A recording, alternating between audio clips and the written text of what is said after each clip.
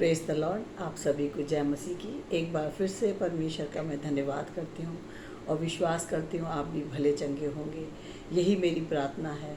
और आइए आज का हम वचन से सीखेंगे और सबसे पहले हम अर्थ सीखेंगे कि रोटी एक मनुष्य के लिए क्यों ज़रूरी है।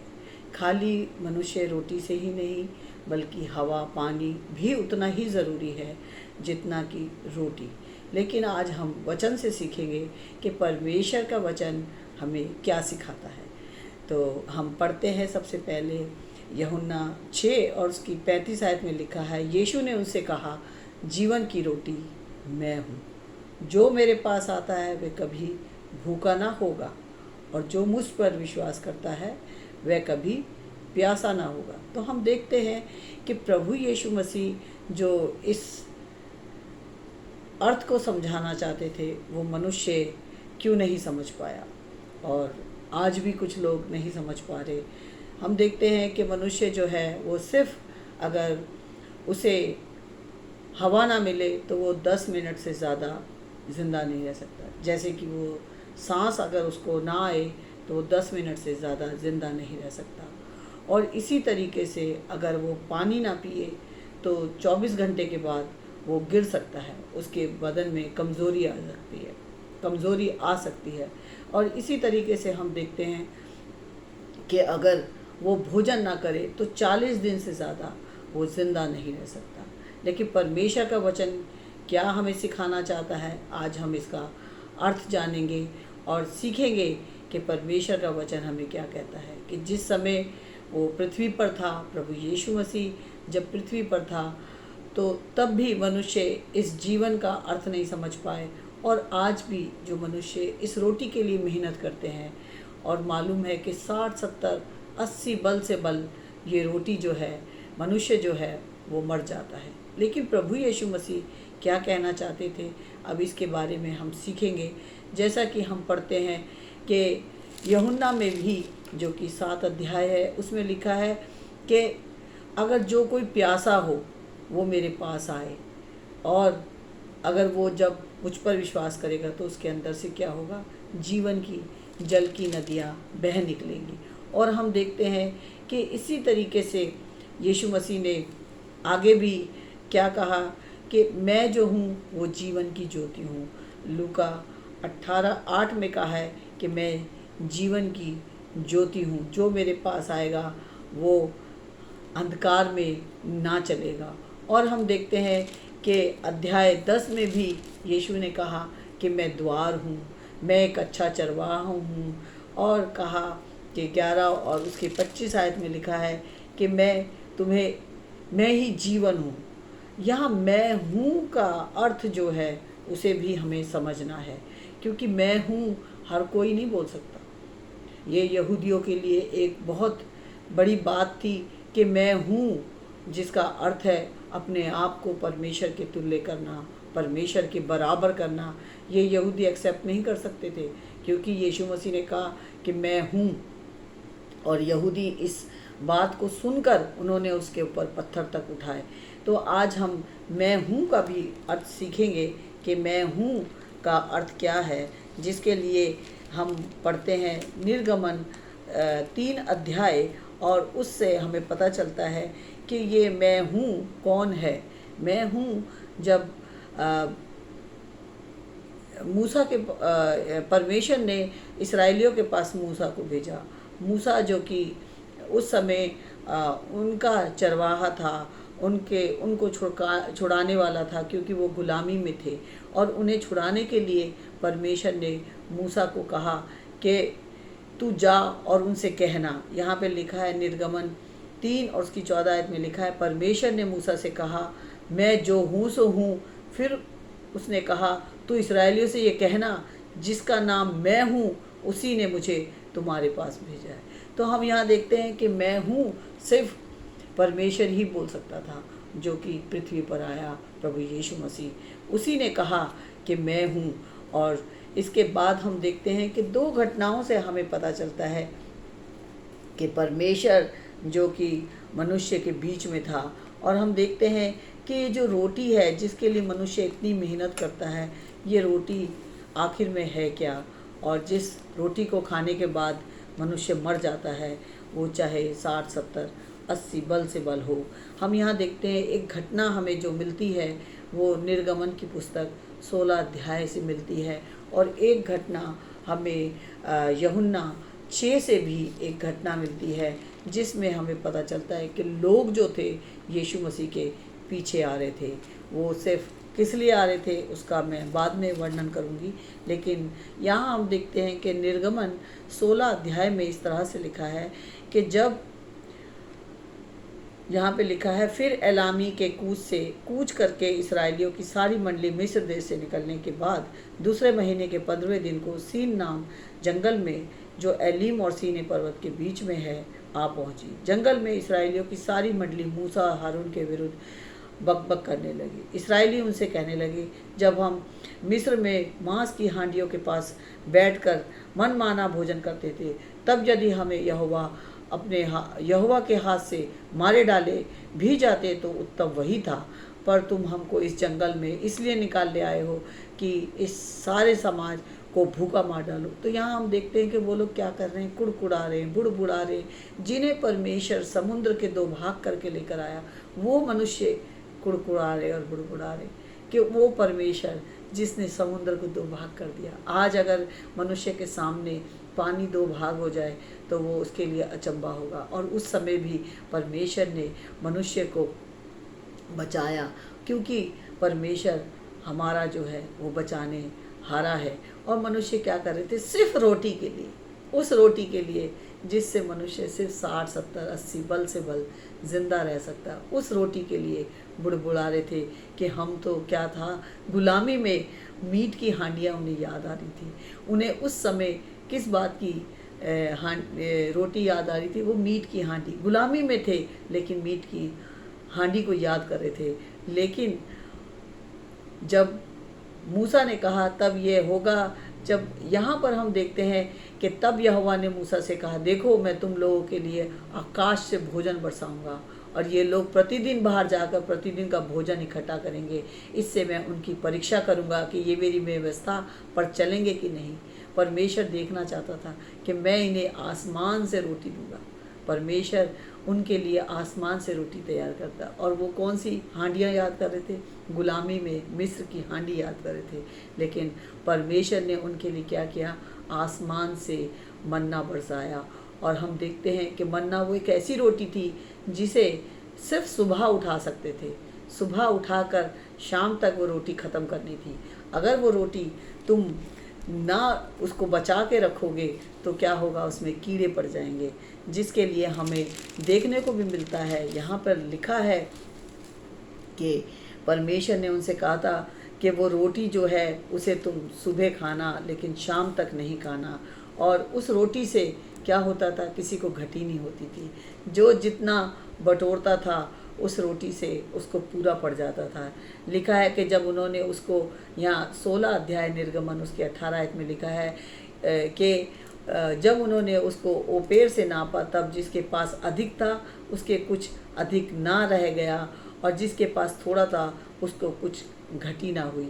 परमेश्वर जिसने आसमान से रोटी खिलाई और रोटी भेजी, उसकी घटी नहीं हुई। मनुष्य को उसने जितना भी बटोरा उसकी घटी नहीं हुई।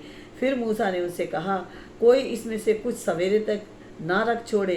तो भी उन्होंने मूसा की बात ना मानी। इसलिए जब किसी मनुष्य ने उसमें से कुछ सवेरे तक रख छोड़ा तो उसमें कीड़े पड़ गए। यहाँ हम देखते हैं कि परमेश्वर ने जो आसमान से रोटी खिलाई थी, उस रोटी में जो कि अगर परमेश्वर की व्यवस्था को नहीं माना तो परमेश्वर ने कहा कि क्या होगा कि उसमें कीड़े पड़ जाएंगे। आज भी मनुष्य जो है, जो कि हमने यूहन्ना 6 में हम देखते हैं कि यहाँ पर क्या हुआ, यहाँ पर इस तरह से लिखा है, इन बातों के बाद यीशु गलील की झील अर्थात तिब्रियास की झील के पास गया और एक बड़ी भीड़ उसके पीछे हो ली, क्योंकि जो आश्चर्यक्रम वह बीमारों पर दिखाता था उनको वो देखते थे कि यीशु क्या करता है। लेकिन फिर भी यीशु को क्या हुआ, उन पर तरस आया। जब यीशु ने अपनी आंख उठाकर एक बड़ी भीड़ को अपने पास आते देखा तो फिलिप्पुस से कहा, हम इनके भोजन के लिए कहाँ से रोटी मोल लाएं। यहाँ पर भी यीशु मसीह देखना चाहता था कि फिलिप्पुस उसको क्या उत्तर देता है। उसने ये बात उन्हें परखने के लिए कही, क्योंकि वह आप जानता था कि वह क्या करेगा, क्योंकि यीशु मसीह को पता था। लेकिन फिलिप्पुस ने क्या उत्तर दिया? फिलिप्पुस ने उसको उत्तर दिया, 200 दिनार की रोटी भी उनके लिए पूरी ना होगी कि उनमें से हर एक को थोड़ी थोड़ी मिल जाए। यहाँ हम देखते हैं कि उस भीड़ के ऊपर यीशु मसीह को तरस आया। जिस भीड़ को यीशु मसीह ने चंगाई दी, जिस भीड़ में से कितने लोग चंगाई पा गए, लेकिन हम देख रहे हैं कि मनुष्य किसके पीछे भाग रहा है? उस रोटी के पीछे जो सिर्फ 60, 70, 80 बल से बल इंसान को जीवन देती है। लेकिन हम देख रहे हैं कि आज भी मनुष्य जो है इसका अर्थ नहीं समझ रहा कि रोटी जो कि सिर्फ एक दाना होती है, एक बीज होता है, उस बीज को जब ज़मीन में बोया जाता है तो वो एक झाड़ बन जाता है। और इसको भी आज हम समझेंगे कि मन्ना जो कि आसमान से आया, और इसको हम देखते हैं कि वो आसमान जिसे मनुष्य देखता है, जिसमें जहाज चलते हैं, जिसमें चाँद और तारे दिखाई देते हैं, यहाँ तक कि रॉकेट भी चला जाता है, तो वो एक ऐसा आसमान है जिसको हम देख पाते हैं, जिसमें जहाज उड़ पाते हैं, उसे हम देख पाते हैं। और जहाँ चाँद और सितारे हैं वहाँ तक साइंटिस्ट पहुँच जाता है। लेकिन वो आसमान जिससे मन्ना आई थी उसे साइंटिस्ट भी नहीं देख सकता। साइंटिस्ट भी कोशिश करे तो वो आसमान को नहीं देख सकता। लेकिन हम यहाँ देखते हैं कि हम जिस आसमान से वो मन्ना गिरा था उसको भी देखते हैं कि उस समय भी लोग जो थे कुड़कुड़ा रहे और बुड़बुड़ा रहे थे। और यहाँ हम देखते हैं कि जब यीशु मसीह भी रोटी की बात करता है तो यहाँ पर भी क्या हुआ कि लोग कुड़कुड़ा रहे और बुड़बुड़ा रहे हैं, जो कि यूहन्ना 6 और उसकी 11 आयत 41 आयत में लिखा है। इसलिए यहूदी उस पर कुड़कुड़ाने लगे, क्योंकि उसने कहा था जो रोटी स्वर्ग से उतरी वह मैं हूँ। वो उसके ऊपर कुड़कुड़ा रहे थे और कह रहे थे, क्या ये वो यूसुफ का पुत्र नहीं है, और जो कि हमारे बीच में रहते हैं, और ये कैसे कहता है कि मैं स्वर्ग से उतरा हूँ। और वो उस बात को नहीं समझ पा रहे थे। और हम यहाँ देखते हैं कि जिस तरह से वो रोटी पवित्र थी जो आसमान से उतरी मन्ना, उसी तरीके से जो प्रभु यीशु मसीह आसमान से आया, जिस रोटी का वो बारे में बताता है उसको यहाँ हम देखते हैं कि मत्ती 27 और उसमें भी जो इस रोटी के बारे में लिखा है, जिसके बारे में पिलातुस ने अपने हाथ धो दिए। वो इतनी पवित्र थी जो आसमान से आई और जो कि मनुष्यों के बीच में आई। जिस रोटी के लिए क्या हुआ कि पिलातुस ने भी सबके सामने अपने हाथ धोए और कहा, यहाँ लिखा है मत्ती 27 और 24 में लिखा है कि तो पिलातुस ने भी क्या किया, पानी लेकर भीड़ के सामने अपने हाथ धोए और कहा, मैं इस धर्मी के लहू से निर्दोष हूँ, तुम ही जानो। वो कितनी पवित्र रोटी है जिसके बारे में आज मैं बात कर रही हूँ। वो मन्ना जो कि आसमान से गिरा, और वो रोटी जो कि स्वर्ग से आई, और जो प्रभु यीशु मसीह है, जिसके लिए हम देखते हैं कि यशाया भी क्या कहता है कि यशाया की पुस्तक में लिखा है, यशाया 6 और उसमें इस तरीके से लिखा है, यशाया 6 और 2 में लिखा है, यशाया 9 और उसकी 2 आयत में लिखा है, जो लोग अंधियारे में चल रहे थे उन्होंने बड़ा उजियाला देखा, और जो लोग घोर अंधकार से भरे हुए मृत्यु के देश में रहते थे उन पर ज्योति चमकी। यीशु मसीह ने क्या कहा, मैं ज्योति हूँ। यीशु मसीह ने क्या कहा कि मैं जल हूँ। यीशु मसीह ने क्या कहा कि मैं द्वार हूँ। यीशु मसीह ने क्या कहा कि मैं चरवाहा हूँ। लेकिन उसे भी लोग समझ नहीं पा रहे थे। तो हम यहाँ देखते हैं कि एक मन्ना जो कि एक रोटी के समान था, जो कि जिस रोटी के को हमने देखा निर्गमन की पुस्तक में कि वो रोटी, लेकिन एक यीशु मसीह जो रोटी जीवन की रोटी है, जिसको हम देखते हैं कि वो जो मन्ना है वो एक छोटा सा दाना है, और यीशु मसीह दीन बनकर मनुष्यों के लिए बीच में आया। और हम देखते हैं कि वो जो मन्ना है वो एक धनिये के दाने के समान है। लेकिन हम देखते हैं यीशु मसीह कहता है कि चख कर देखो कि मैं कितना भला हूँ। परमेश्वर का वचन कहता है कि चख कर देखो कि मैं कितना भला हूँ। और हम यहाँ देखते हैं कि मन्ना जो कि जिसका आकार हमें गोल दिखाई देता है, एक धनिये के रिंग, एक कह सकते हैं कि हम गोल सा उसे देख सकते हैं उस रोटी की शेप को। और हम यहाँ देखते हैं कि वही यीशु मसीह है जिसका ना तो आदि है और ना ही अंत है, जो कि प्रकाशित वाक्य 4:4 भी हमें कहता है कि वो यीशु मसीह जो कि हमारे बीच में आया, वो यीशु मसीह जिसके बारे में प्रकाशित वाक्य 4:1 और उसके 4 में इस तरह लिखा है,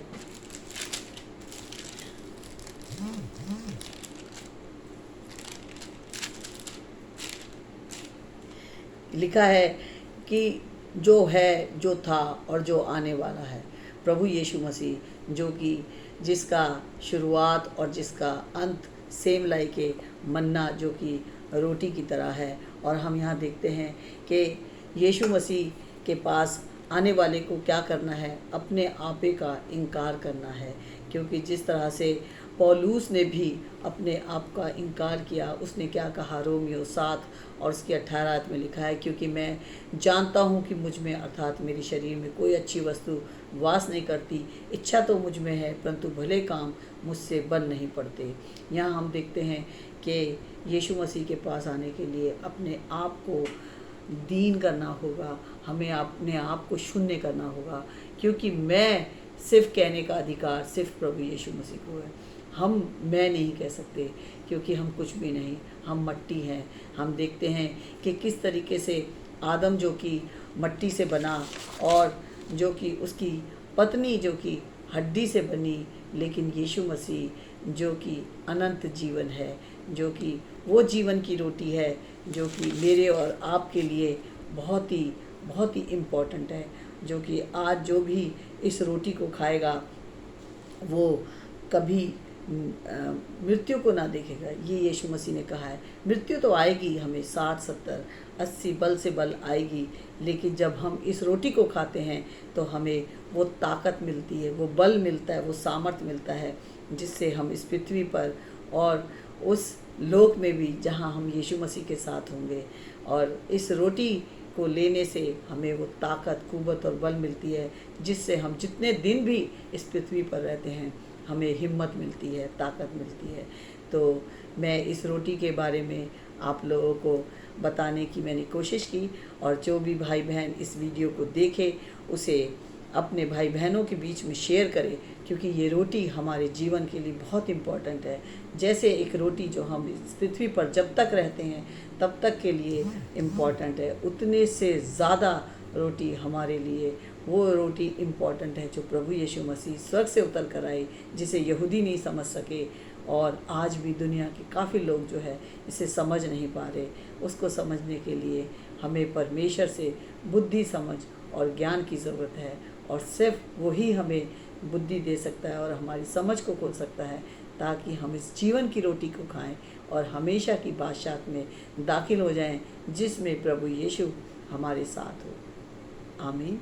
गॉड ब्लेस यू।